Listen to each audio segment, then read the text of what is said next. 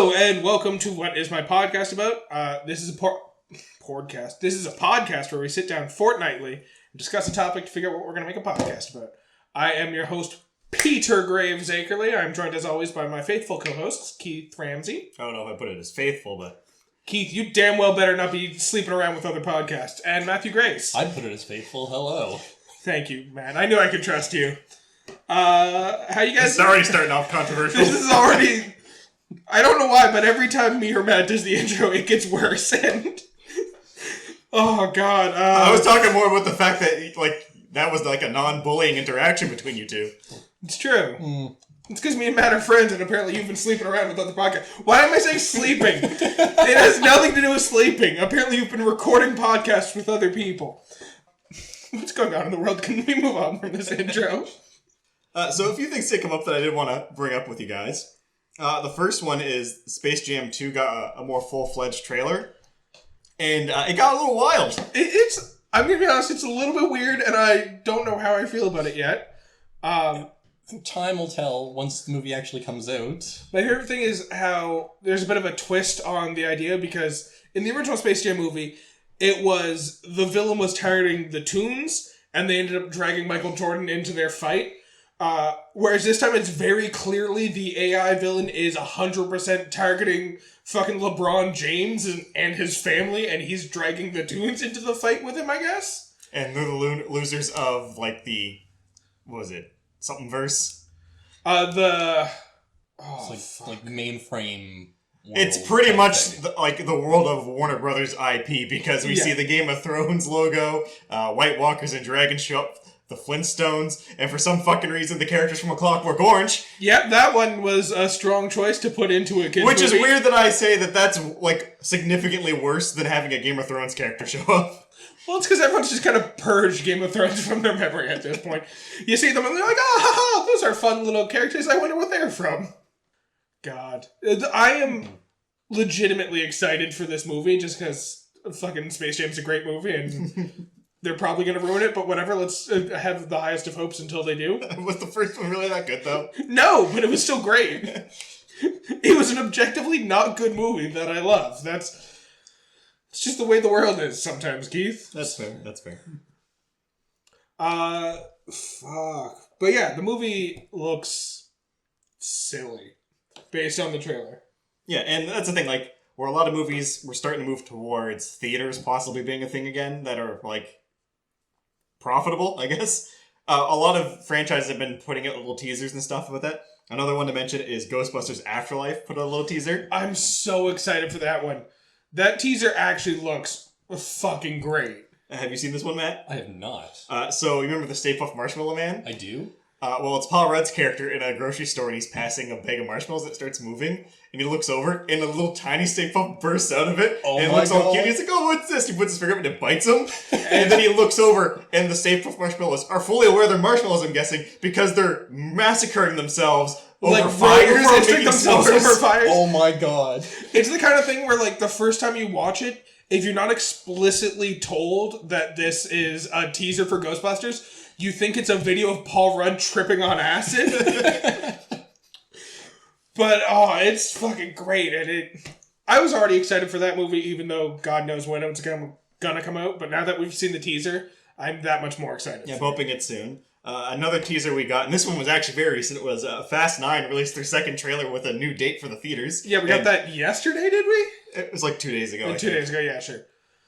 Regardless, we now have an official date, which is great, because I know me and Keith were super excited for this movie last year when it was supposed to come out, and then fucking COVID and theaters not being a thing, and they definitely weren't going to push it to any time other than during summer and peak Corona selling times. Yeah. So, got pushed back to this summer, and hopefully this time they actually stick through with it.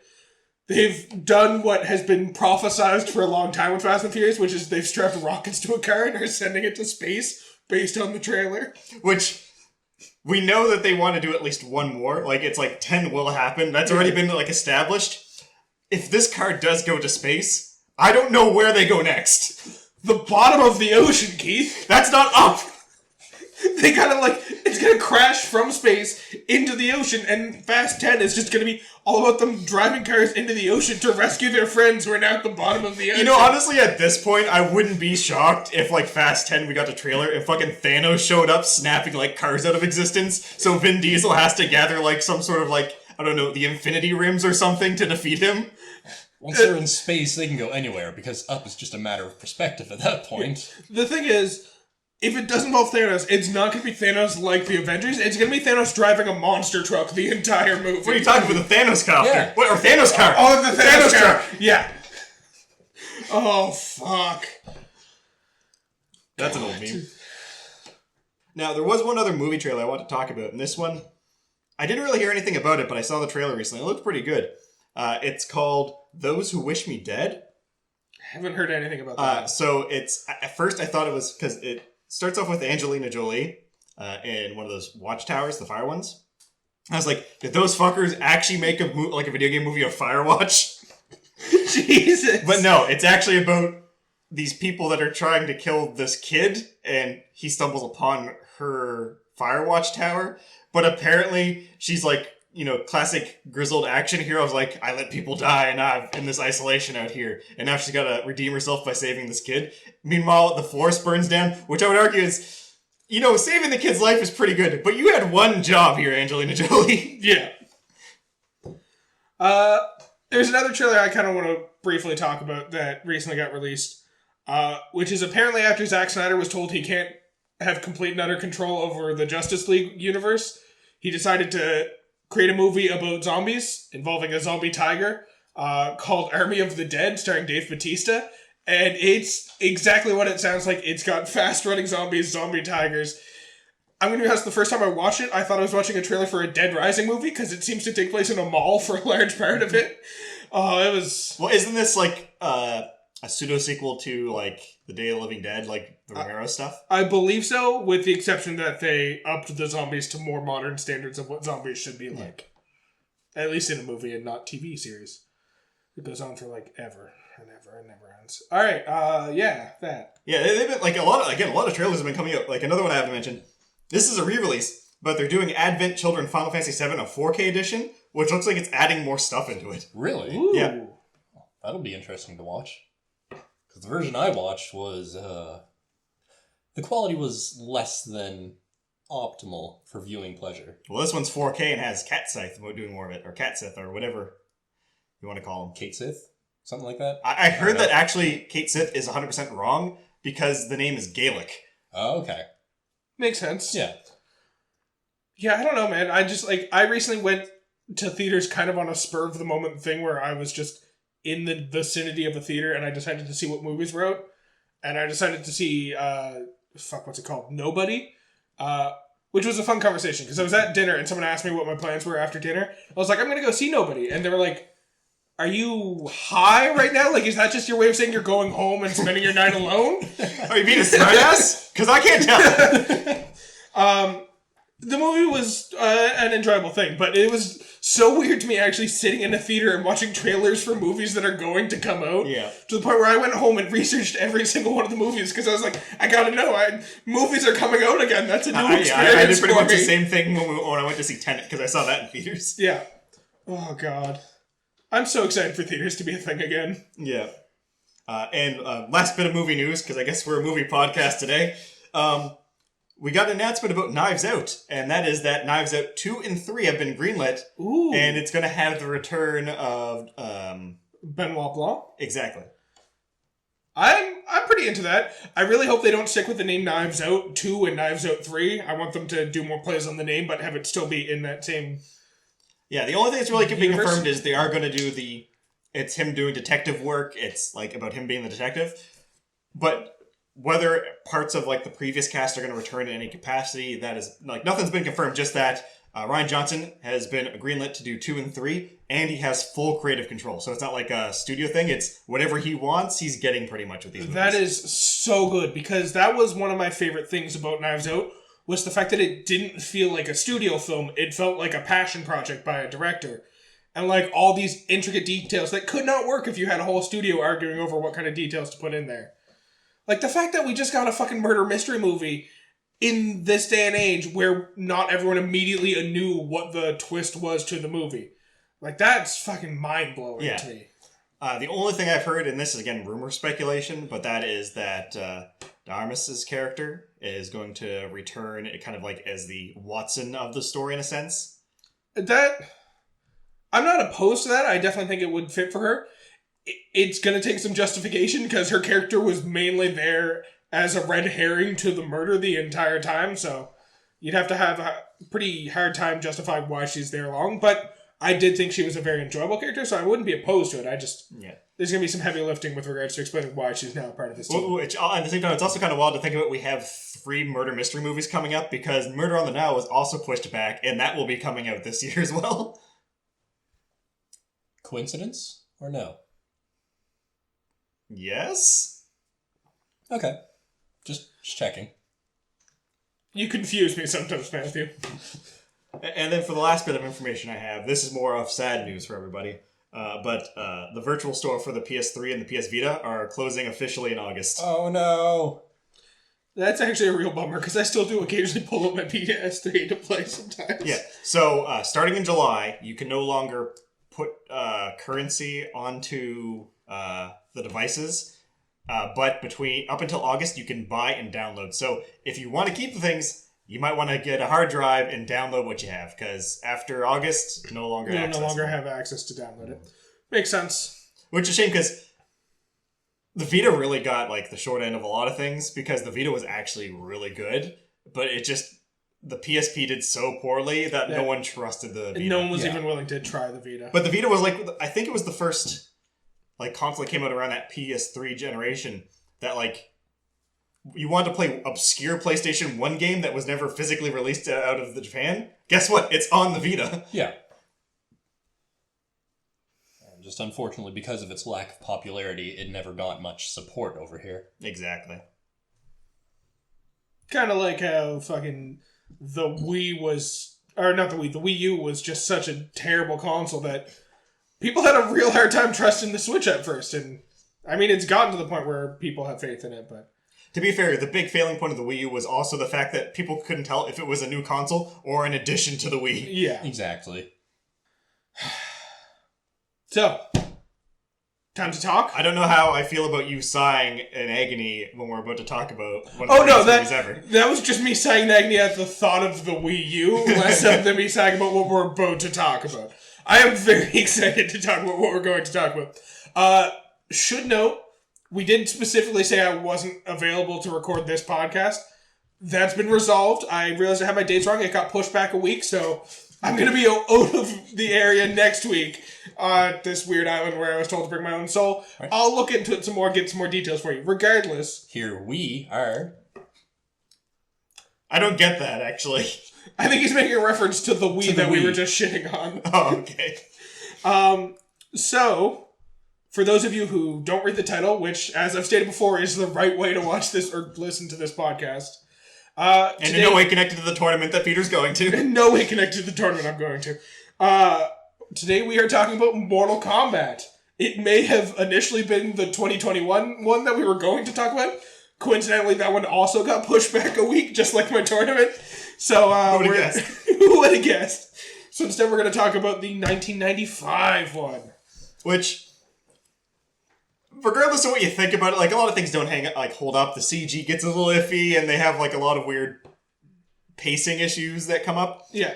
But for the longest time, this was considered the best video game movie. Well, I 100% agree with that sentiment. Yes, in recent history there have been some pretty good video game movies, but a large problem with video game movies up until this point was they generally just took the theme of the video game and just didn't fuck around with anything else. They just kind of wrote their own story and took the character names and shit. Like the Mario Brothers movie. Exactly. This movie, you can tell the first 40 minutes or whatever less so, but the majority of this film is just, they knew they wanted to have one-on-one fights between fucking Mortal Kombat characters, and they wrote a plot around that to make it make sense. Yeah, your favorite characters, Johnny Cage, Liu Kang, Sonya, Art.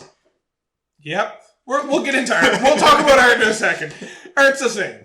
Okay, because I don't have that much knowledge of Mortal Kombat, and he threw me for a loop. You don't know Art? No, I don't. We'll get there, Matt. Do you know Kano at least? I do. Okay, good. You know the most important character. He knows all of Sonya's moves. That's true. He does know all of Sonya's moves, except for the one that killed him. Actually, I would argue that he knew that move because he was actively trying to plead with her while he was in it. That's true. So, this movie is great. I was gonna get into it, but Podcast's done. I need to explicitly say before we get started that this movie may be an objectively less than stellar movie, but it is a fantastic movie no matter what you fucking say. And you want to know who directed this movie? Paul Anderson. What? You don't recognize that name? Maybe if we had an SW in the middle there, you might recognize him. Matt, do you still not recognize that name? Maybe? He did the Resident Evil movies and just recently did the Monster Hunter movie. That's what... okay. He does video game movies, Matthew. But to be fair, if you look at this, there is a trend here. So, I want to point out one thing. He didn't direct Annihilation. He went to do his own horror movie at that time. But apparently, the reason he was, like, in an interview, he kind of stated that the reason he was so attached to staying with Resident Evil through the whole span was he saw what happened with Mortal Kombat, and he was scared it would happen again. Yeah. Which makes perfect sense. Because let's just get out in front of it and say Mortal Kombat, the 1995 movie, is fantastic. Mortal Kombat Annihilation, released 2 years later, is significantly worse. You know what the wild thing is that I didn't actually fully notice? Sonya characters return with the same actors. So I know for a fact it's not Raiden, because that was the one I was watching and remembered. Does Sonya return? Is it the same Sonya actor? Different actor. Who the fuck are the same actors then? Liu Kang and Katana. Okay, sure. Fine. But to give them credit, I always thought Ashby, the guy who plays Johnny Cage, was the same actor in both. But then upon watching it, he's just like, he looks slightly different. And then I saw the credits like, it wasn't him. They got someone who looked very close to the actor who played Johnny Cage in the first one. That's fair. But, and just to specify on the Anderson stuff as well, say what you will about the Resident Evil movies, they were still fun. They were bad Resident Evil movies. They were bad as movies that were based in the Resident Evil universe. The first one, actually, I would say, was pretty... One and two was very rooted within the Resident Evil stuff. It was just after that it kind of went off on its own direction. It was still objectively fun movies. They just were not Resident Evil movies. Which is why, even though I haven't seen Monster Hunter, I'm confident that it's at least a fun movie. Matt, you seem to really want to cut in here. I haven't seen it yet, and I am very hesitant to see it, because all I hear is that literally nothing happens in the movie, plot-wise. It's just like a normal game of Monster Hunter. Exactly like the game Monster Hunter from my They just walk around for 3 hours, and then the monster shows up. You also use fire weapons against dragons who are resistant to fire damage, from what I understand. To be fair, any new person can make that mistake. Yeah. Yeah, but... They're literally new to the world, Matthew. They don't know. Fair enough. They don't have the history that we understand about this. Plus, we've only seen the trailer. For all we know, they try it and then are explicitly told, oh, that's not gonna work. That's a fire weapon. That guy's immune to fire damage. And then they'd be like, oh, cool. Let me use my magic rocket launcher and that'll work. That'll work better. Magically summon rockets into the chamber? Yes, please, sign me up. I mean, that's pretty much the gunner. Yeah. Have iron sights that have homing capabilities? Great, you go ahead and use those right away. Alright, fuck it. Let's stop talking about other movies. But we're just talking about Anderson. We're really just talking about Anderson, but we should probably try and talk about Mortal Kombat. So, movie opens up. A little bit of plot explanation. There's a tournament that happens every generation, and it's between the residents of Earthrealm and the residents of Outworld. The residents of Outworld, if they win 10 in a row, get to invade Earthrealm and kill everyone. It's not explicitly said they'll kill everyone, but it's implicitly said that everyone will die if this happens. Yeah. And they won the last 9 tournaments. Yes. They have to win 10 in a row, so if they win this one, we can push it back for 10 generations. But it's said that Earth will become like Outworld, and when we see Outworld at the end, it's... not fun. Not fun. No.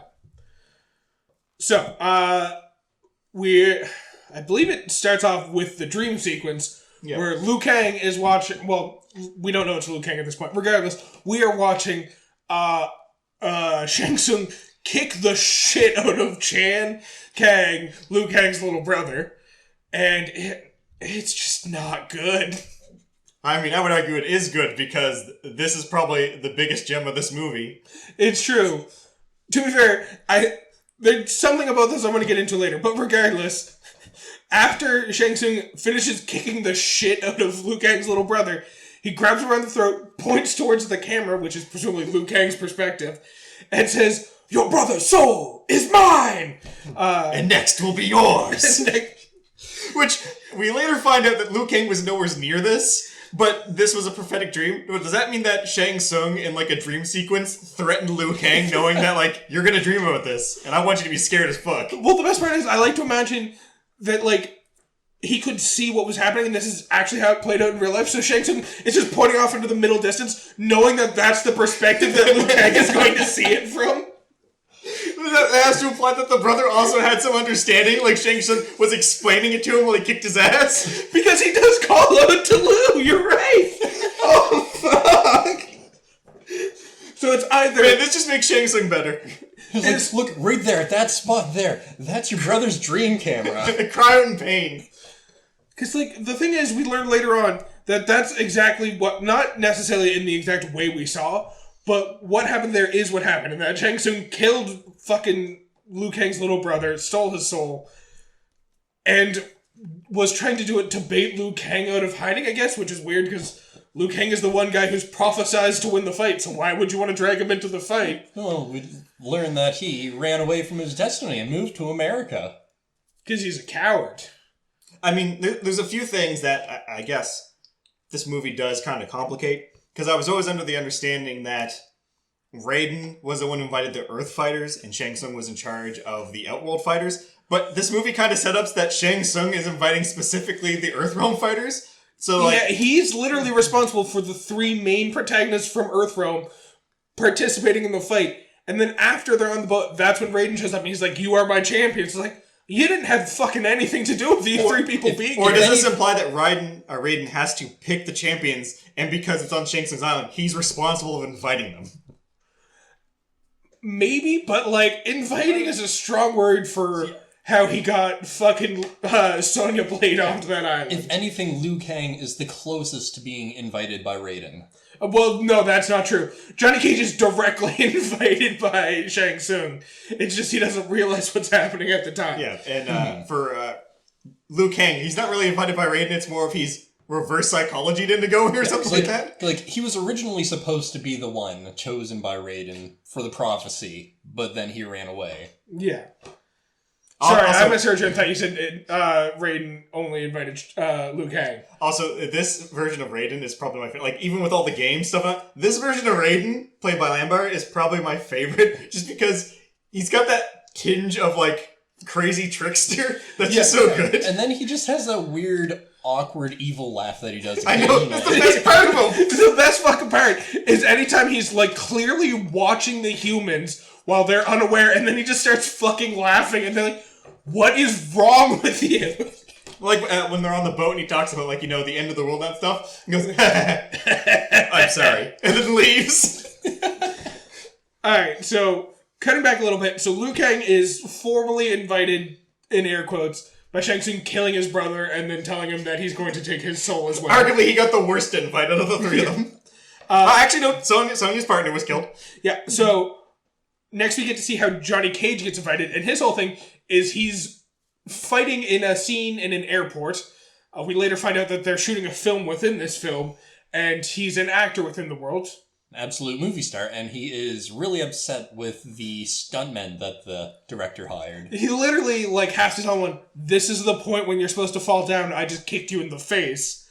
And the stuntman falls down, and then he walks off muttering about how fucking papers think I can't do any of this shit, and this is the fucking stunt double shit I gotta work with. Yeah, they actually do a pretty good job of keeping the characters' lores from the games, like, spot on. The only one that's different is Liu Kang, because Liu Kang in the game never abandoned his destiny. He was always for it and went willingly. Yeah. And he didn't have a brother got the shit kicked out of him by Shang Tsung. Yeah, I feel like they just wanted to put more motivation into why Liu Kang was going, because just saying he's going there to save the world feels a little bit holier than thou. And it added to a bit of a moral dilemma he had to overcome at the end. But yes, Johnny Cage has always been the character who makes the least sense in Mortal Kombat, because his whole justification for going to the island, everyone else is going there for justice or revenge or something. Johnny Cage is just mad that people don't believe he really knows how to fight, so he decides to enter a tournament called Mortal Kombat. To be fair, I don't think they ever told him the name of the tournament in even the games. That's fair. Regardless, he enters a tournament between all the greatest fighters in the world because he's convinced if he manages to win, then people will really believe he knows how to fight. I mean, to be fair, Johnny Cage has always had, like, that was always his plot motivation. Like, Mortal Kombat 2 was specifically, he comes to help rescue Sonya from Outworld because he was fed up with doing the filming on set and wanted to get away from it for a little bit. Yep, that makes perfect sense. And then we get to see Sonya, and Sonya's whole invitation is what I'm going to call it, to Mortal Kombat has nothing to do with anyone interacting with her. It's just the fact that Shang Tsung invited Kano, a notorious criminal underworld mob boss, to the island because he knew that Sonya was tracking him and figured that was the easiest way to get Sonya to go to the island. Also, I want to talk about the scene because it's pretty wild that she just walks through this club with a shotgun and people open fire on her and she opens fire and those people keep dancing. Yeah, no one gives a fuck. No one was fazed whatsoever. Fuck. So anyways, we have now had all three of them be given an excuse to get to the island. But what about Art? We're getting to Art. I'm now at the dock scene. This is where I'm at the dock scene where we're going to introduce Art because this is when Art gets introduced. Okay. So, Johnny Cage is carrying like 16 fucking suitcases up to there. When he sees... In fact, I think every time we see him until the tournament starts, he gets more suitcases. Yeah, Somehow. Somehow he acquires more and more suitcases. So, he sees a strange man waiting on the docks. He's like, I recognize you. You're Art. I saw you fight in New York. And it's super cool that you're here. And Art responds, he's like, man, I've seen you fight in your movies. I don't care what the press says. I know that you can't fake moves like that. You're a real fighter. Cool. You want to come fight with me at this tournament? The best part about this is this movie is so peak 90s that going back and watching it today, not remembering the Art character at all, because I'll be honest, I forgot about Art before watching this movie. How dare you? I'm sorry, but I forgot about Art. Regardless, watching the movie, I saw, that's Art. This is probably just a token black character they're introducing so they can kill him later on to raise the stakes, right? They're just giving us a single character with a backstory, not explaining him at all, so that they can kill him off later and we can care, right? That's what's going on. Possible. 100% what's going on. Art is probably the most skilled fighter of the group. Which is why he dies to Goro later on. How dare you? Fuck it, it happens. He dies to Shang Tsung, honestly. I guess. Goro throws him on the ground and then Shang Tsung. Which is another thing I want to get into, but we're not there yet. So, at this point, they all fucking get on a mysterious rowboat that just kind of pulls into harbor through the mist. God, this movie is great, but it's just a lot of getting to Mortal Kombat. So, we're on a boat, and this is when the three characters are kind of getting to know each other. Actually, before they get on the boat, they all kind of have a moment of hello. In that, just Liu Kang and Johnny Cage. Yeah. Which is where Johnny Cage sees Liu Kang and tries to tip him to carry his bags onto the ship. And Liu Kang just throws his bags into the water. The thing I love about this too is because Johnny Cage has a lot of really good lines, and like it just kind of like they're throwaway, but they don't seem like forcefully cheesy. Because when he does that, he just looks as he walks in. He's like, "Thank God I didn't ask him to park the car." Yeah. Okay. And it's great because he's clearly he seems more confused than angry about what just happened. Because he continues hanging out with Liu Kang and never brings up what just happened. Well, to be fair, it was kind of like, okay, that was my fault. Yeah. It's fucking great. So yes, on the boat, Johnny just tries to fucking flirt with Sonya. Sonya has fucking none of it. She does not care. She's only here to track Kano. That's her whole reason. She even asks if they know who Kano is. He's like, I don't know who that is. I'm a movie star, baby. And she's like, cool, I'm gonna leave now. And they end up meeting two mysterious ninjas who are fighting on... Well, Shang Tsung first. Well, yes, they find Who Shang also Tsung. tries to flirt with Sonya, which... There's a kind of weird subplot going on here where he's like... He wants to make her queen, or... Yeah, I kind of get the feeling that... from my perspective, Shang Tsung's reason for inviting the two of them, Sonya and Johnny Cage, is he doesn't think Johnny Cage is a very good fighter, and he probably thinks that's an easy win for them if he invites Johnny Cage. And he 100% just wants to fuck Sonya Blade. That's his whole reason for inviting Sonya Blade. That, and she would also be easy for him to beat. Presumably, yeah. Which we see later on in the climax of the movie. Regardless, he kind of accosts them. She's just like, fuck off. Why are you guys here? Gesturing towards Johnny and Liu Kang, because she didn't radio for backup. Which is a weird thing to say, because if she did, they're not the ones who would fucking come. They are on the other end of her radio. Regardless, this is when we meet two very mysterious ninjas. One dressed in blue, one dressed in yellow. The thing I like with this is because they both walk in together. I'm like, that definitely wouldn't have happened. No. Yeah, and then Shang Tsung is throwing lines like, mortal enemies, but under my control, they work for me. I'm like, okay, I can accept this. I can maybe accept that if They they at least control took the themselves. effort. They at least took the effort to explain why they're not trying to kill each other right here, and I can get behind that. Then this is one of the things that makes me comment on how this is an objectively on the higher end of video game movies. Because they could have very easily just had them be teammates who are working for Shang Tsung and not addressed it. The fact that they're willing to address that these characters are canonically mortal enemies is actually a huge fucking plus to me in the check column for this fucking movie. So, we see them, we get some hints that there's something weird going on because fucking Scorpion holds up his hand and his palm starts to open and a snake face peeks out.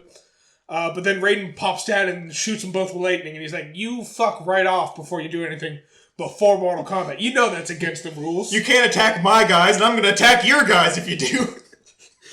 I'm gonna kick the shit out of your guys for trying to kick the shit out of my guys. Which, also, problem with the original Mortal Kombat movie, almost everyone in the first tournament in the game is from Earthrealm. Yeah. It's, like, the only ones we see who aren't from Earthrealm are fucking Scorpion, fucking, Sub-Zero. Oh god, that was... No, Sub-Zero's Earthrealm. Yeah, I guess he is canonically Earthrealm.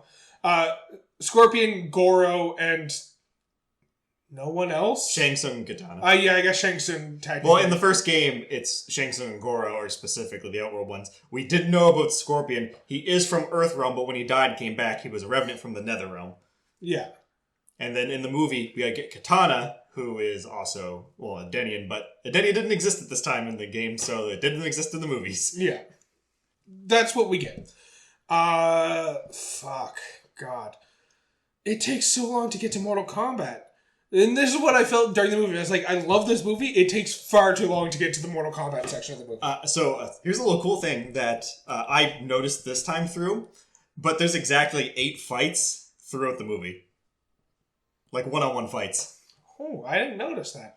That is very fitting for a Mortal Kombat movie based on the, like, story mode, for lack of a better, tournament mode of the original games was 8 fights. That's... Yep. And Goro is the 6th fight. Shang Tsung is the 8th fight.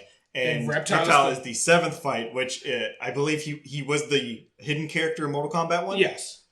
So him just randomly showing up as the hidden character was a little cool nod as well. Well, I think there was a lot of cool nods to Reptile being the hidden character because his plot device in this movie is that he's literally invisible and the others don't realize he's there. Except for that one horrible CG scene. Yeah. Yep. Until the very end, the other characters don't seem to recognize that he's there. He's just an invisible character who is around for the entirety of it. And is an actual reptile monster.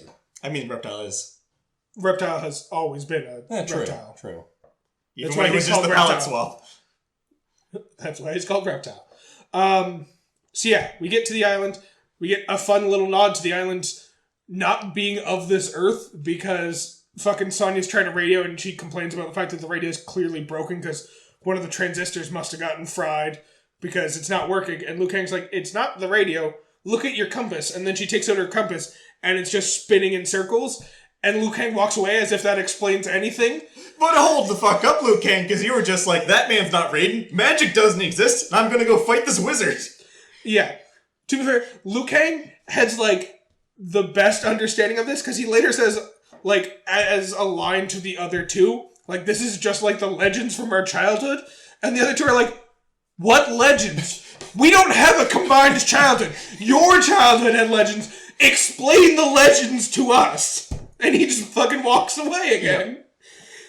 So, we end up climbing up a fucking mountain with Johnny Cage like, laboriously gaining luggage over the course of the mountain climb somehow. He's carrying everyone else's luggage now. And then a comical scene of him falling down a CG staircase with his luggage tumbling away, and then Liu Kang saying, "Need help with that?"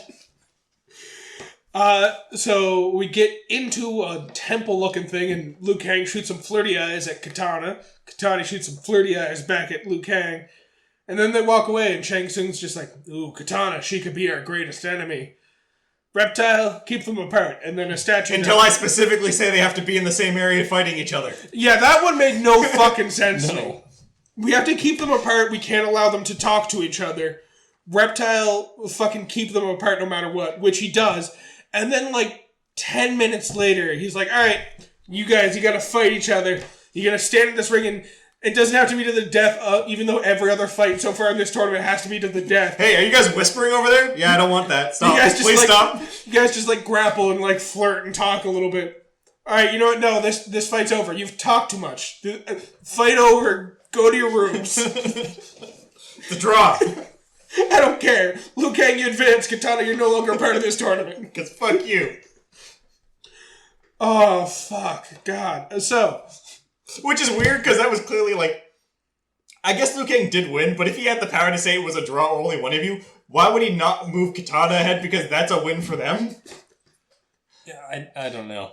But, to be fair, the rules of how Mortal Kombat works doesn't actually get established anywhere, because, like, it's one-on-one fights, but there's no, like, ladder thing. I think it's kind of like just Battle Royale, last person standing fights Goro. Yeah. That is very much how it's presented, with the added addendum of anyone who has won Mortal Kombat in the past can just, like, throw their hat into the ring at any point that they want. Even after the person has won the tournament. Yeah, even after the tournament has been won, fucking a previous champion can just be like, I want to participate in Mortal Kombat. That looked like fun. So, we are then shown to a banquet hall where they're having dinner. They're just setting up all the tables with food, and then... Moments later, they come through and just fucking throw it all over the place. Yeah, it's like the same people who just set up the tables, too. So now we see fucking Sub-Zero squaring off against just a guy. Another great part about this movie is anytime there's a fight scene, there is a solid, like, 30 seconds of the characters, like, clearly warming up for the fight by just, like, punching the air or, like, posturing or posing to get ready for the fight. And then fucking Buddy runs at Sub-Zero. Sub-Zero freezes him to death midair and kills him. Because he hits the ground and shatters. Yep. And Shang Tsung quietly under his breath says, "Flawless victory." Which is another thing I want to address, because they say that 3 times in the movie. This is the only one that is a flawless victory. Even Liu Kang fucking says flawless victory. It's like, no, it wasn't! You got the shit kicked out of you in the first half, Liu Kang. This is not a flawless victory. If anything, this went to the 1 point each, and this was the 3rd fight. God, alright. So, got my flawless victory complaint out of the way. Just I had the same problem too, because it comes up so many times, like, nope, there was at least 3 hits. Yep. Fucking... Yeah, like, when Art gets obviously killed by Goro, he says, flawless victory. I'm like, Art got at least 3 punches. Yeah, there was one solid punch. Yeah, Goro reacted to a punch. That is objectively not a flawless victory. You want to say his first punches didn't do damage? Fine, I would accept that. But Goro very clearly reacted to one of the punches. That was not a flawless victory. So, fucking cut to the next morning when Liu Kang has to fight a guy with spears. And actually, that's not yet, because this is when they go to explore the caves. Oh, right, and we see the Kano-Goro conversation.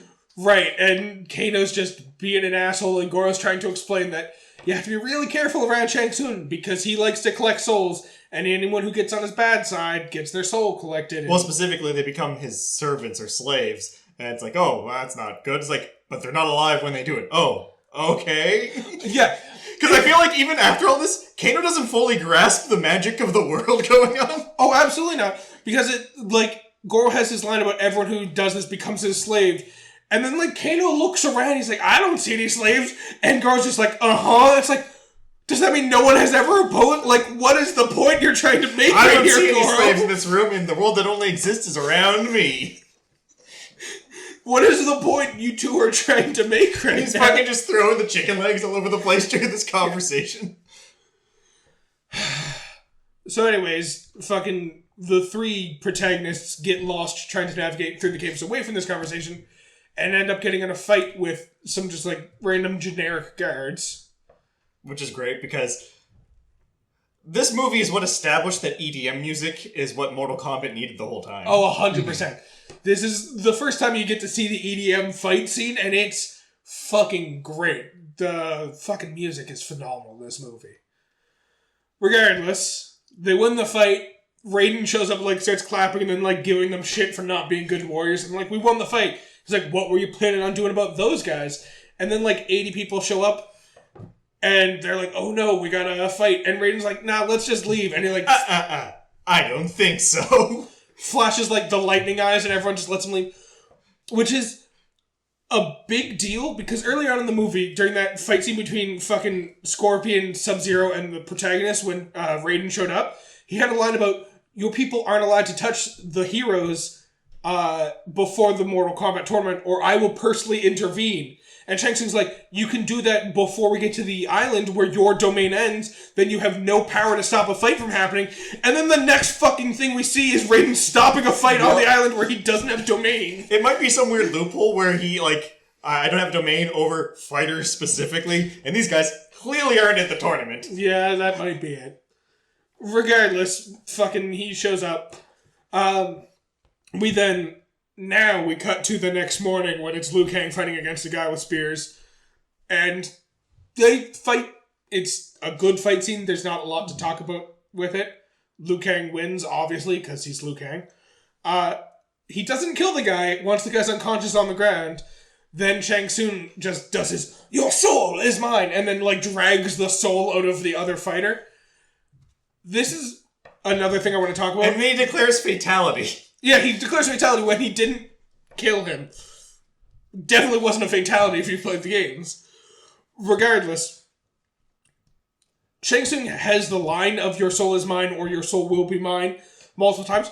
We get to see him actually steal someone's soul twice in this movie, and the people we see him do it to are the fighter in this fight and... oh god, how have I already forgotten Art's name? God, and we see him do it to Art. He's the glue that holds this movie together. We see him do it to Art again later on in the movie. Shang Tsung talks a lot about stealing souls. Literally, the only souls we see him take are black people's souls, and I don't know what it means. No, No, because he took his brother's soul. We didn't actually see him take the soul. He just said, your brother's soul is mine. We didn't actually see him use his soul-taking power. Well, we see the second half of the soul-taking power later on. We see him using the soul after it's been taken. We only ever see him take souls. I noticed that when I was... And those ancient souls were a bunch of Asian people. Yeah, it's just one of those things where it's like, why don't we ever see him use the power? Like, yes, we see him, like, use the souls after they've been taken. Why don't we ever see him take anyone else's souls? He could have so many souls at this point. Also, no wonder he loses. He literally takes the souls from losers who lose the fight. Not winners who are strong and powerful, the people who lose. Fuck it. Whatever. Regardless, we're moving on. I had to rant about that. It just bugged me. So the next fight we see... Yeah, the next fight we see is Kano versus Sonya. Fucking Sonya has already, like, overheard a line where fucking Shang Tsung said he's got secret romantic plans for Sonya. Except he didn't use the word romantic, but he very heavily implied the word romantic. Yeah. So he informs Sonya that he's got a gift for her. Sonya's just, like, not having it. She's like, I don't want your fucking flowers. What if it was murder? And Shang Tsung's like, trust me, you've been looking for this a long time. And then he, like, does the finger wave, and fucking Kano comes walking out. I know all your moves, Sonya. The best part is, like, another thing we overheard earlier on during that scene where fucking the three of them were spying on a conversation. But Shang Tsung explicitly said, Kano, you're not allowed to hurt Sonya in the slightest. You just have to humiliate the shit out of her. How? If he's not allowed to hit her, how is he going to humiliate her other than just letting her kill him? Also, Kano pulls out a knife at the beginning of the fight. He's like, you recognize this? And Sonya's like, no. Why would I recognize that? He's like, oh, right, you wouldn't, but your partner would. Your dead partner, who I jokered, he would certainly notice it. Also, I think there's quite a few things that are amazing about this movie that ended up affecting the games. For example, Electro Syndrome, which ended up becoming the theme song of Mortal Kombat as a whole, but never actually showed up in the game until Mortal Kombat 11. On top of that, the fact that Kano is Australian is also because of this movie. 100% because of this movie. Yeah, Kano in the games was just some American guy. But because the actor in this movie was Australian and didn't want to change, hide his accent, he's like, fuck it, I'm doing what I want.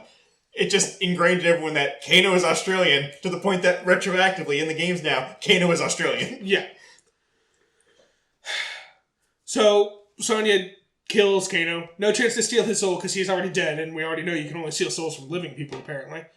I don't know if I'd want Kano's soul, honestly. That's fair. The best part about this is we then get to see the third fight, which is Johnny Cage versus Scorpion. Which He's arguably, just randomly in the woods somewhere. Honestly, this is a really great fight, though. I think this was my favorite fight-wise, anyway.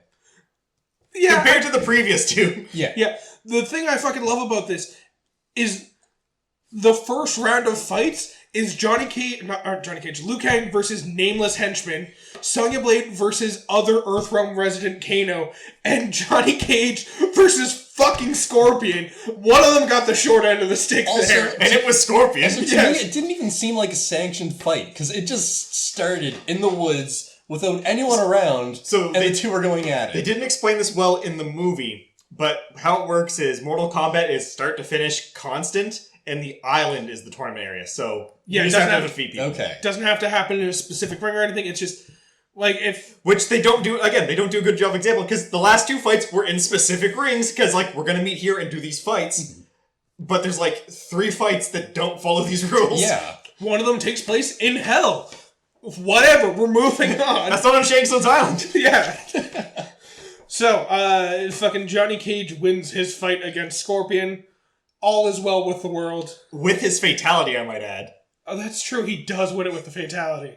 Because in the games, Johnny Cage, I think it's probably his oldest fatality that stays in the game, where it's to my biggest fan, Johnny Cage. He kicks the shit out of the person, and with the fatality, if you killed him with it, he throws that photo onto them. Yeah, and we see that photo get thrown onto Scorpion's corpse. Yeah. Anyways, the next fight that we get to see is Liu Kang versus Katana, which we've already addressed, not really a fight, it's just kind of the two of them flirting with each other, while also Katana repeatedly saying, you have to fight with your whole heart. If you're not fighting to kill, you're not going to win. Use the thing that gives life. Yeah. In your next fight, use the element that gives life. Which, strong choice for her, because I would argue all of the elements are required for life. Sure, water gives life, but, take away oxygen, shit is still not going to live. I think that means use oxygen. Blow on him. Blow him real hard. No, not blow him. Blow on him, sorry. Oh no, he Sub-Zero uses ice. Maybe I need fire. Got one of these torches, and oh dear God. Next thing we see is fucking Raiden once again putting his thumb on the scale and not letting the fight just be it by him mopping the floor with 2 buckets of water and then just leaving them in the middle of where he knows the next fight is gonna happen. And then just disappears. And then just fucks off. Yeah. So Liu Kang kind of gets the shit kicked out of him by Sub-Zero in the first half, and then he trips on one of those buckets of water, and he's like, oh, right, that thing I was told maybe 15 minutes ago in universe. I have to use the element that brings life. Water is the element that brings life. Meanwhile, Sub-Zero is powering up some big freeze attack and has a big force field of cold air around him. He's just kind of standing there watching Liu Kang have this revelation that water is how he's going to win this fight. But this is also probably my one big issue with the movie as well, and that's, if there's anything I learned from this scene of Liu Kang throwing the bucket of water at Sub-Zero, killing Sub-Zero, it's that no one knew what to do with Sub-Zero, pre-Mortal Kombat 4. Oh, yeah. He was just the menacing guy that was there, and, didn't know how to use him in the movies, couldn't beat him in the video game. Sub-Zero just exists. It was very clear that the writers had no idea how to handle the Sub-Zero character. They were like, we have to put this character in, because if we don't put this character in, fans of the game are going to riot. We need this character in this movie.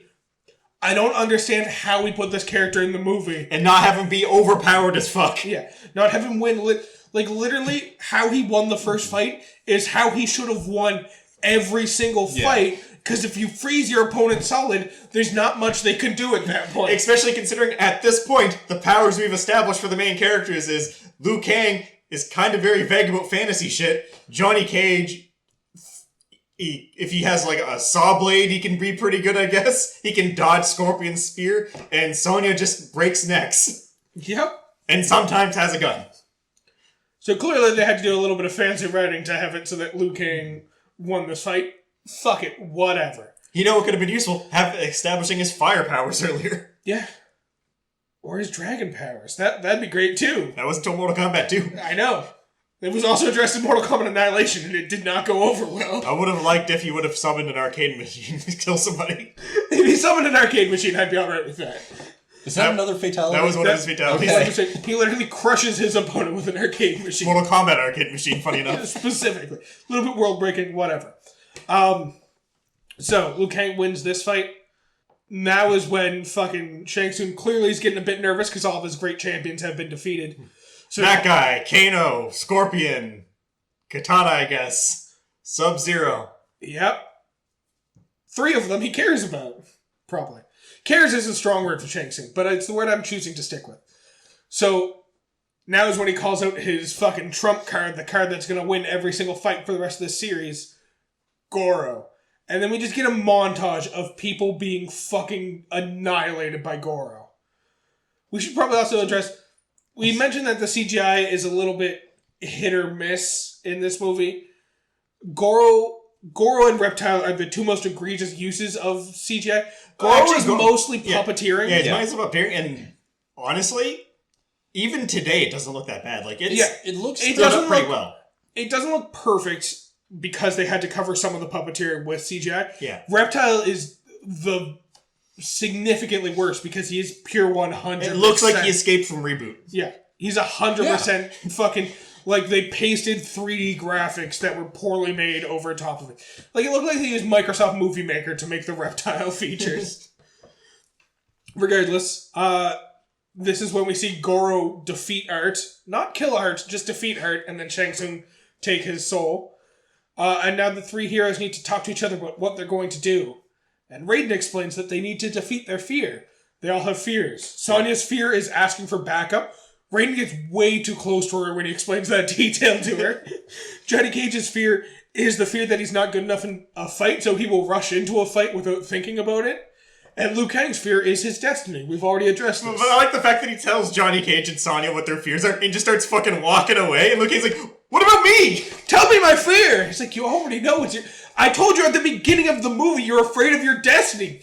Do I have to rewrite it over? Remember when you called me a beggar in that temple with all those monks watching? Remember when I kicked your ass in front of your friends and family? Remember that? Want me to do it again? I'll take you back to the temple, kick your ass again, and bring you back. So Johnny, hearing that the fear he has to overcome is his fear of losing a fight that causes him to rush into a fight without thinking, He immediately thinks, I'm going to go challenge Goro to a fight. True, although... I think they probably did this a bit wrong. They probably should have focused on he doesn't think about what he's doing, he just does it. Because, yes, he rushes into the fight, but he actually thought about this fight. He has a very clear plan for this fight. Alright. So, I commented on this movie being peak 1990s because of Art's whole existence in this movie.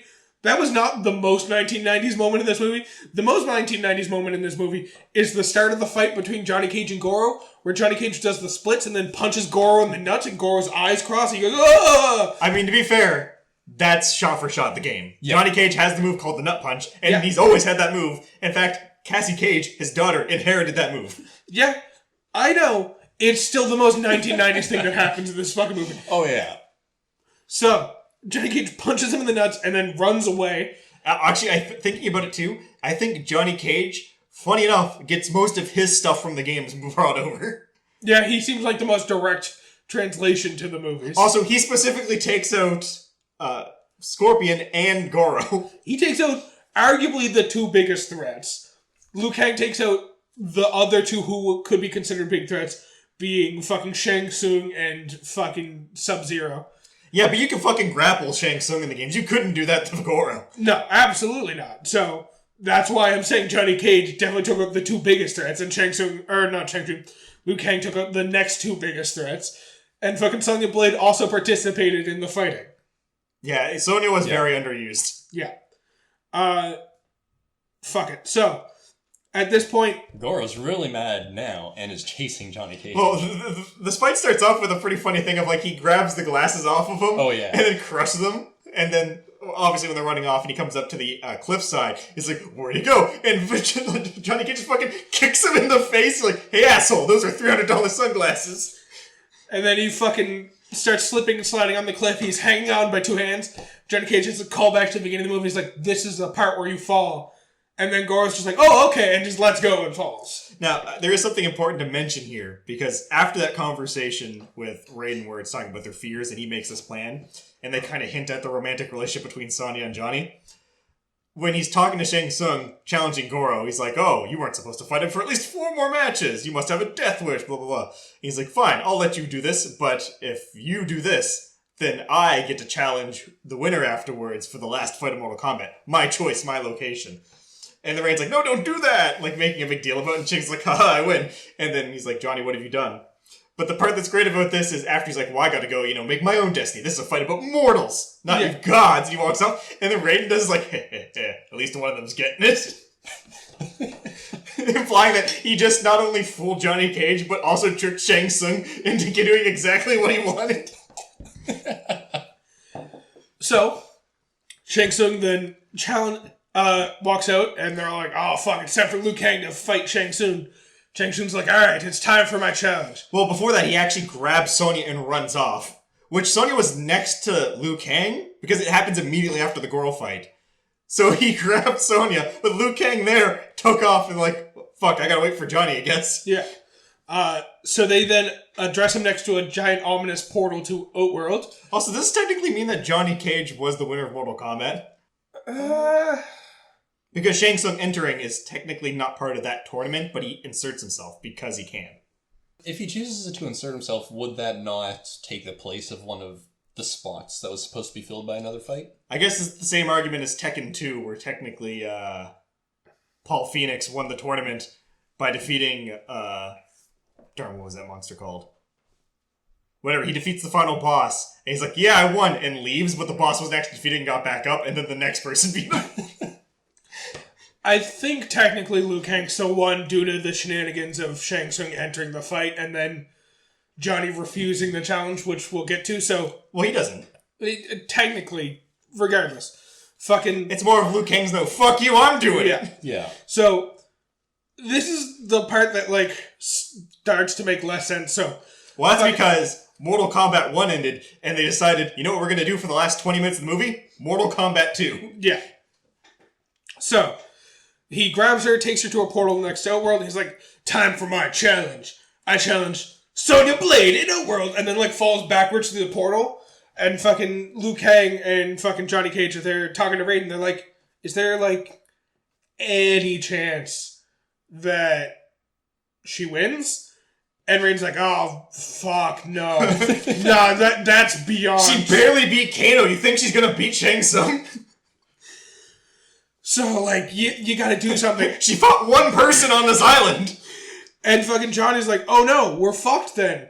And he's like, well, maybe, but there's something we're forgetting. And Liu Kang's like, she has to accept the challenge. He's like, but, like, didn't you make a deal where he gets to challenge whoever he wants after? Like, does she actually have to accept the challenge? I mean... It's still the fact that to be fair, he said specifically he could challenge whoever he wanted, not Fair. that was the fight.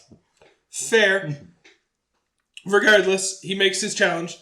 They jump through the portal now knowing that Sonya can refuse the challenge. I enjoy how Sonya just figures out on her own that she could refuse the challenge. And I guess that's supposed to be her figuring out that she's calling for backup.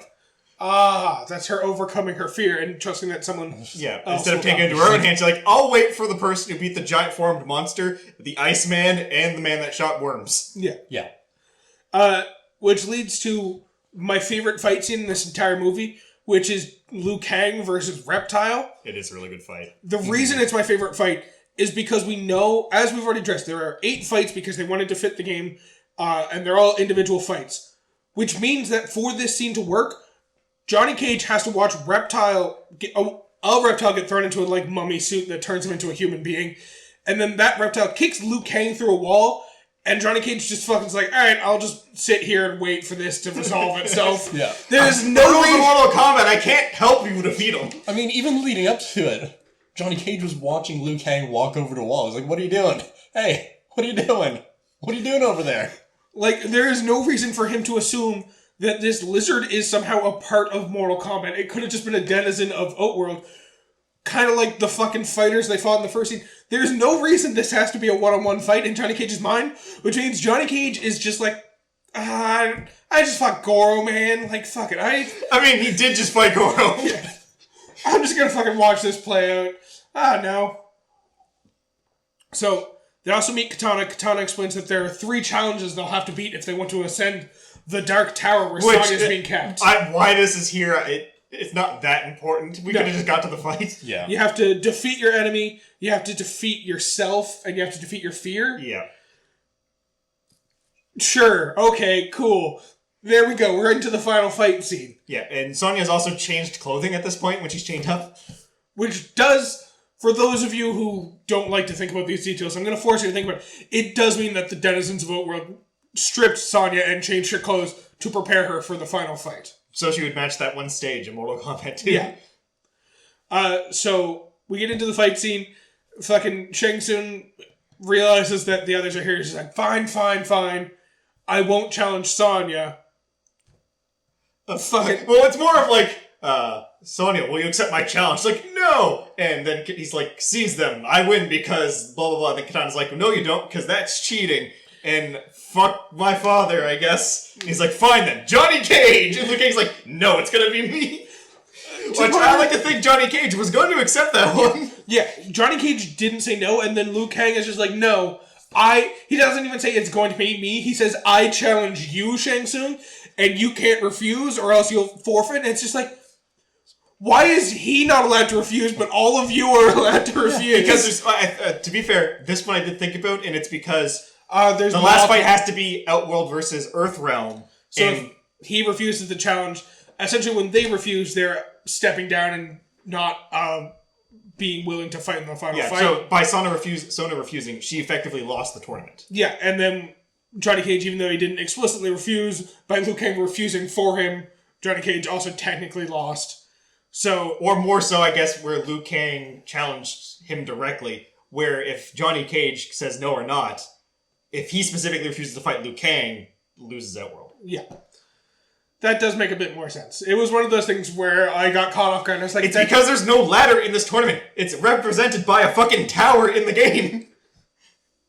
Literally, it's just them deciding to throw fights onto the table. To the point where, early fights are Earthrealm versus Earthrealm. Why is that a thing when it's all about who wins, Earthrealm or Outworld? Again, the first game had 0 Outworld characters on the team. It's just... It was Netherrealm, and then everyone else was Earthrealm. Shang Tsung is Earthrealm. Yes, but they explicitly explain that fucking Scorpion, Sub-Zero, and Goro are all fighting on behalf of Outworld, as well as Shang Tsung. Let's watch a bunch of Earthrealmers fight amongst each other to kick each other out of the fucking tournament. Makes perfect sense. That'll definitely strengthen your odds of winning the tournament as a whole. Yeah. Alright. Fuck. So, Liu Kang versus Shang Tsung. It mostly starts with Liu Kang just running up some stairs. Well, no, because first he's like, you gotta defeat your enemy, which is all those shadow people pop up. Right, so he defeats them. Yeah. Then he starts running up the stairs. stairs. Yeah, it's because Shang Tsung's at the top. He's like, fight me, Liu Kang, blah, blah, blah. And it's like, you must defeat yourself. And then he's like, no, I'm going to go fight you up there. And he runs up the stairs. No, it was Shang Tsung saying, I've seen your soul. And Liu Kang responding, you may have seen my soul, but you'll never own it. Therefore, Liu Kang won the fight against himself somehow. Yeah. And then he has to fight his fear, which is Shang Tsung turns around in the form of his younger brother and is like, why'd you let me die? And Liu Kang has to be like, no, you cut that shit out right now. He almost believes it, though, which is the most wild thing in these movies. When the person in front of the person changes shape. In my mind, this could have been so much better if when that chaos downstairs of all those, previous soul warriors fighting him, that Shang Tsung was down there too and took the form of the brother. That would have been much better because it puts in that possibility that it's his brother. That absolutely would have made more sense. But we needed to get Shang Tsung and Liu Kang to the top of the stairs because the way Liu Kang defeats Shang Tsung is by kicking him off into spikes that Shang Tsung made appear because he was hoping to kick Liu Kang off, from what I understand. Yeah. Which leads to the third time that someone says flawless victory. To which is not a fucking flawless victory. Shang Tsung literally beat Liu Kang to the ground. Yeah. Liu Kang gets back up, does his fire blast, and then he's like, flawless victory. No, Liu Kang! No! It's not you don't just get to decide that the fight starts once you're winning. No, the fight was happening up until that point. You weren't winning flawlessly. So, all of our 3 protagonists and Raiden go back to the temple. And Katana, you're right. Go back to the temple where Liu Kang was hanging out at the beginning of the movie. And they're like, great, we saved the world. So it'll be at least 10 more generations before Outworld can even invade. Because they gotta win 10 more fucking tournaments again. And then the tower crumbles to the ground and we see the face of fucking... Shao Kahn. Shao Kahn's like, Earthrealm, I'm here to invade you. Which is one of the things I love. Because they were 100% confident they were getting a sequel out of this movie. I mean, they did. They absolutely did. I just love the confidence that they're getting a sequel. So yeah, very heavy-handed reference to Shao Kahn broke the rules. He may not have won 10 in a row, but he's going to invade Earthrealm anyways. Yeah, so for the games, how the story goes is Mortal Kombat 1's on the island, they come back, Shang Tsung, defeated, makes a new plan with Shao Kahn, and it's like, what we're going to do is we're going to get rid of the Mortal Kombat tournament and challenge him to one last Mortal Kombat tournament now, winner take all, and if Outworld loses, we can no longer invade Earthrealm. That's Mortal Kombat 2, and to force them to accept that rule, they kidnapped Sonya. Now, you can decide if that was worth it to do that tournament versus the life of Sonya, considering that could have gone really bad. Yeah. But they end up winning, and then Shao Kahn says, fuck it, I'm going to resurrect my wife in Earthrealm, and that I can legally go into their place to retrieve her, and while I'm there, if I loot a few things and take over, can't be helped. That's Mortal Kombat 3. Which is kind of the plot of Annihilation. Yeah. Because, as I said before, they kind of siphoned off the whole plot of Mortal Kombat 2 to the last 20 minutes of this movie. Well, they realized they got 6 fights in and didn't have anywhere to go for the last 2, so they were just like, fuck it, let's throw the plot of Mortal Kombat 2 out to the end of this one. Yeah, and as I said, only 2 actors came back for the second movie, but here's a fun thing. Did you know there was the 3rd Mortal Kombat movie that was planned in this trilogy, and it actually was almost made, but Hurricane Katrina broke all the sets, and then it got into like a limbo that never got finished. Oh no. I knew that it was planned and it got scrapped. I didn't realize it got scrapped because of Katrina. Yeah, it destroyed most of the sets, and they lost a lot of money because of it, and stuff like that. And it kind of went into like production hell for a bit, and then it just stopped. But Lambert and Ashby were actually going to return for this movie. That's fantastic. And also, apparently, Shang Tsung was going to return as well. Good.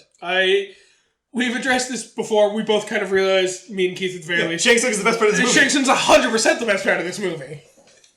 To the fact that they realized he was such an important thing that when Mortal Kombat 11 came out, Mortal Kombat 11 really paid homage to this movie a lot. For example, the Crypt, which is in most of the games where you collect all the, extra costumes and artwork and all that stuff. The whole Crypt of Shang Tsung's island, and it's just nothing but references to this movie. The fact that you see Kano at a table with a chicken wing in his arm, but he's a skeleton with the middle eye, right? Oh, okay. Or the fact that they literally got the actor back who played Shang Tsung to model him after, to get the Shang Tsung character in the game modeled after him, and use the voice lines such as, "Your soul is mine." Clearly, the makers of Mortal Kombat 11 were as much a fan of the movie as we were. And 11 is the first game that actually introduced Techno Syndrome into the game universe, essentially. Yeah. Even though we've all accepted that is the theme track for the series, this is the first time it's actually appeared in the mainline series. Yeah. Do we want to just address Annihilation at all? My main issue with it, at the very least, is we kind of addressed the fact that CGI is not a huge thing in this movie. There was a little bit of compositing with Reptile, tiny bit with fucking Goro, and then fucking Scorpion's hand and Sub-Zero's ice powers. Those were kind of the only instances we saw of any CGI.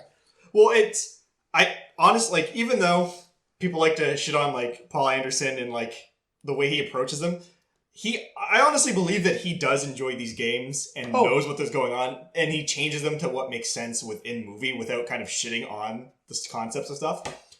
And I think that shines through a lot with Annihilation, Where Mortal Kombat 1, it's very much the person who knows what's going on. They knew they had to say, oh yeah, Scorpion, Sub-Zero are enemies, but I'm controlling both of them with my great power. Yeah. But the second one makes some of the craziest choices with things, and the biggest fault with it is the plot doesn't actually... There's nothing really going on. Yeah. It's more, the world's going to be destroyed in 3 days. Let's watch a bunch of fights. We need to get Kitana next to Sindel. Kitana was in the same area as fucking Sindel like 5 minutes ago. Why did you do it there? Yeah. And then they all kind of go to different places on the planet to come back together in 3 days. And none of those have payoff aside from, I guess, Jax joins the team. And Liu Kang finds out about his animality. Yeah. So, what I was trying to address is, the first one, they clearly didn't trust the CGI enough, and they were like, this isn't going to age well, let's not put as much of it in as possible. The second one came out, and they were like, nah, fucking CGI, this is peak level. We're going to throw in as much as we can, to the point where Liu Kang turns into a fucking dragon, and it just looks so bad. Yeah, there's a fight between a dragon and a hydra. Oh my god. Which is Shao Kahn's animality and Liu Kang's animality, and they fight. But it gets, like, the wildness about this is the fact, well, one thing I will give credit to this movie. Some of the fight scenes are cool. Yep. They use Sonya much better. 100%. Take aside the fact that the only 2 female characters in the movie have a mud wrestling fight. Yep. But the thing about this is, Jax is a big example of this. When we find him, he's laying on the medical bed, and he had the surgery on his arms. And he's like, I got enhanced. And it's like, okay, that's why he's laying in the medical bed. But later, he just rips them off like they're sleeves, because the power was in him the whole time. What? That scene in particular is one of my, like, most egregious ones. It's fucking him being like, man, my strength doesn't come from my metal arms, it comes from my heart. I'm gonna remove my metal arms and show that I've been hiding real arms underneath them all along. What? You've been referring to them as metal arms, not metal sleeves this entire goddamn time. Or the other thing of, obviously, Shao Kahn's about to merge the worlds, and then the Elder Gods finally show up. And then what do they fucking do? It's like, Shao Kahn, you violated Mortal Kombat. So, to rectify this, we declare Mortal Kombat... What? There's also, like, so many, like, weird choices, like, we need to spread out across the world to solve all these problems. Time for the hamster ball run throughout the tunnels that run throughout the entire world. Or the fact that Shao Kahn, the leader of Outworld, is undermined completely in this movie because his father is like he's trying to like appease his father, is literally what he's trying to do. It's the whole story. Shao Kahn is motivated purely by, I want to impress my father, who is also Raiden's father. That's not how it is in the games. Shao Kahn and Raiden are the same type of being. Yeah, but this makes them literally directly related in this movie. That's like just saying, like, the fact that these two people are human, they're actually brothers just because it ties the plot together more nicely. Also, Johnny Cage dies in the first 10 minutes. Oh, yeah. I don't believe that actually happens Gets in actual lore. Oh my god. Actually, Johnny Cage does die in the games. Oh, okay. Yeah. In fact, Johnny Cage dies in Mortal Kombat 3 because he's stabbed through the chest by Motaro, I believe. Yes. But then that gets rectified in the reboot series. Because Raiden gets premonitions of the past and is like, wait, actually, it's funny enough, because in Mortal Kombat 9, specifically, where he's getting these visions, he's fighting someone on a bridge, and then you see a flashback vision of, like, that happening. He's like, wait one moment, you see him fly up and slam through a bridge on the other side, and that's where Motaro was fighting Johnny Cage. So he fucking just punches Motaro off the bridge. Man, Mortal Kombat's great. Hold that thought, I have some divine intervention to strike out. Pretty much. But yeah, it's a stupid movie, but I love it so much. It's... Not Annihilation, the original one. I actually do not like... I'll watch Annihilation, but I don't enjoy it. Yeah. I'm in a very similar... So, when I was growing up, owned both these movies on VHS. I got to the point where I couldn't watch the original on VHS because I had watched it so many times that it was fucking getting eroded. You know how it happens with VHSs. Annihilation was still in pretty much pristine condition because I only watched it when I got to the point where I had just finished watching Mortal Kombat but wanted to watch it again and was like, I can't justify rewinding it just to watch it a second time. Fine, I guess I'll watch Annihilation. The first movie is an objectively silly movie that I fucking love, and this Annihilation is an okay movie. That might be giving it a little too much credit. Fair. Well, it certainly sounds like... Don't you dare. I was going to say, it certainly sounds like my decision to not watch it is justified. Okay. The cadence you had in your voice felt like you were building to an egregious pun. To be fair, I was actually curious to see where this is going, because what fucking pun is he going to pull with this one? No. I do enjoy how we both thought he was building to a pun. Yeah, 100%. Oh no, I didn't mean to pull your arm on that like Jax did. That was just bad. Alright, do we have a question? Alright, here's one. Not counting... no, fuck it. Whatever you want. In your mind, what is the most enjoyable video game movie to watch? Not the best translation from video game to screen, but just what is the most objectively fun video game movie to watch? A clarification question for this. Sure. Live action only? I'll allow animated. Because there's a lot of really good animated ones. Oh no, fuck it. Now that I think about it and think about what that includes. Advent Children, the Resident Evil animated ones. No, we're limiting this to fucking live action. I gotta cut it off somewhere and I'm cutting it off in live action. Tekken Bloodline Rebellion. Fair. I'm gonna say that's another animated one. Oh, fuck. I'm just saying, there's a lot, I can't think of a bad, directly in-universe video game movie. Yeah. I'm gonna say I want a live-action video game movie. Okay, I'm gonna say, because I haven't watched the Monster Hunter one yet, so I can't say for certain, despite thinking it's gonna be absolutely terrible. I'm not looking for a terrible one, I'm looking for a fun one. Yeah, that's why I'm gonna say Sonic, because it's relatively You mean the highest-grossing superhero movie of 2020? Yeah.